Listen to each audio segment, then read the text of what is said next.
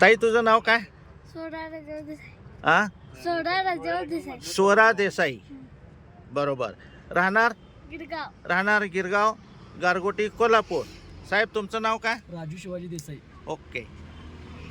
तुमच्या ह्या 12 वर्षाच्या मुलीला शुगर किती वर्षापासून आहे?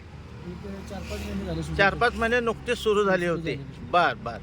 त्यावेळेला किती शुगर होती? 450 पावणे 500 शुगर. होय, जास्त होती की हो एवढ्या लहान मुलीला? बर बर बर.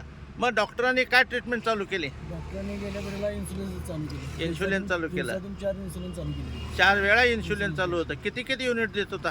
12, 10, 6. 12, 10, 6 असं 4 वेळेला इन्शुलिन घेऊन जायचं. मग ही शाळेला जाताना सुद्धा इन्शुलिन घेऊन जायची? अरे बापरे.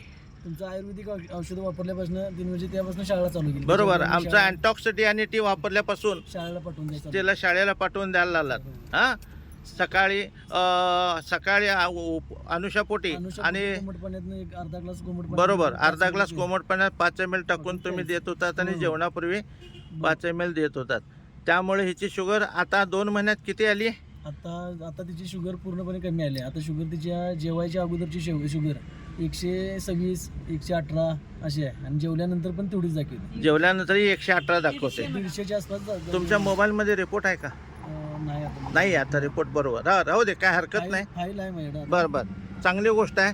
शुगर तुमची आता नॉर्मल होत आलेली आहे. अजूनही पुढे कंटिन्यू करा ही औषधं कंटिन्यू केला तर ताई पूर्णपणे कव्हर होईल आणि त्याचं पुढचं लाईफ सगळं छान जाईल. हां, धन्यवाद साहेब. तुमचं नाव काय? राजू देसाई. राजू देसाई. Okay, thank you.